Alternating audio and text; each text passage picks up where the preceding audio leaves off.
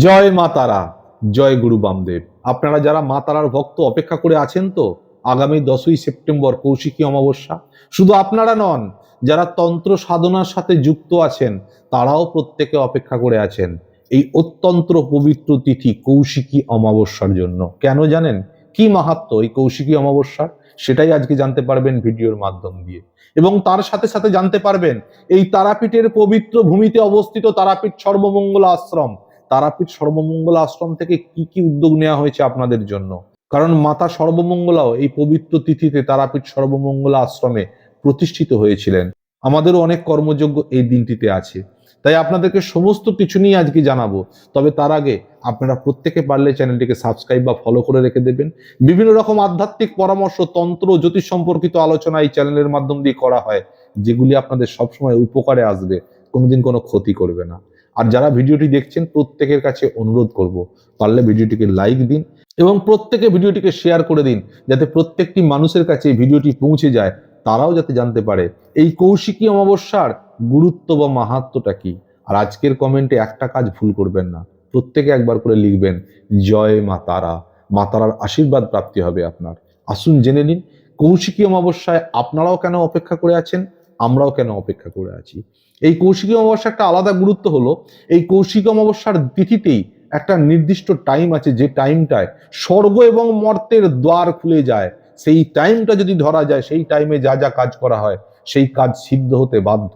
গুরু বামদেব এই পবিত্র তিথিতেই সিদ্ধি লাভ করেছিলেন এবং উনি বলেই গেছিলেন এই তারাপীঠের বুকে যে যে তন্ত্র মতে যা কিছু কাজ করবে সেটা সিদ্ধি লাভ করবে, মানুষের উপকারে আসবে। এবং বিশেষ তিথি কৌশিকী অমাবস্যায় যদি সেই কাজ করা হয়, বলার অপেক্ষা রাখে না, সেই কাজ কয়েক গুণ বেশি শক্তিশালী হয়।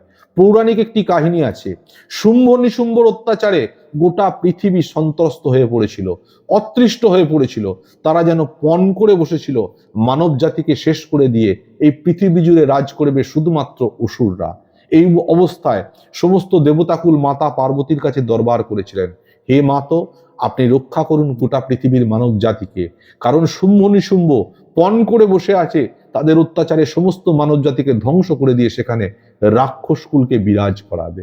মাতা পার্বতী তাদের এই আবেদন শুনে নিজের দেহকোষ থেকে উৎপন্ন করেছিলেন দেবী কৌশিকীকে।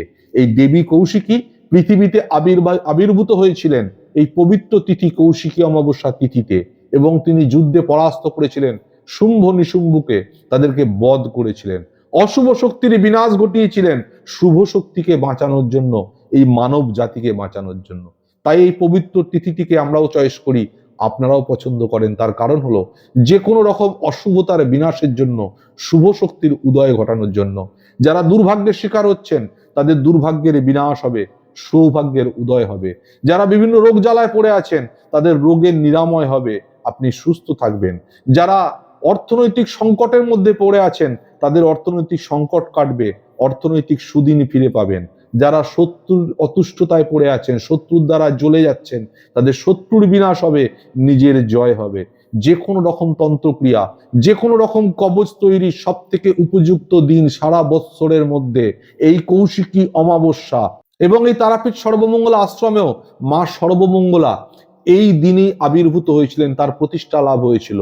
সুতরাং আমাদেরও অনেক কর্মযোগ্য এই দিন থাকে।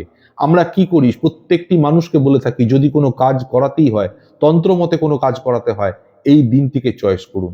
এই মা সর্বমঙ্গলার প্রতিষ্ঠার দিন হিসাবে এই দিন বিভিন্ন মানুষের সেবা, তাদের বস্ত্রদান থেকে শুরু করে সারাদিন মায়ের পূজা পাঠ এবং রাত্রে মহাযজ্ঞের অনুষ্ঠান আয়োজিত হয়, এবং দিনের বেলাতেও মহাযজ্ঞ হয় তারাপীঠ মহাশ্মশানে। তার কারণটা হলো আপনারা যা যা কাজ করাতে চাইছেন, সেটা তন্ত্রক্রিয়ার মাধ্যম দিয়ে হোক বা কবজের মাধ্যম দিয়ে হোক, এই সমস্ত কাজগুলি কিন্তু তারাপীঠ মহাশ্মশান থেকে সংস্কার করা হয়। তবে একটা জিনিস জেনে রাখবেন, আপনারা কোনো কাজ কৌশিকী অমাবস্যায় করাতে চাইছেন আর 3-4 দিন বা এক সপ্তাহ আগে ফোন করে বলছেন গুরুজি আমাকে একটা কবজের ব্যবস্থা করে দিন, পারবো না, দয়া করে বলবেন না এটা।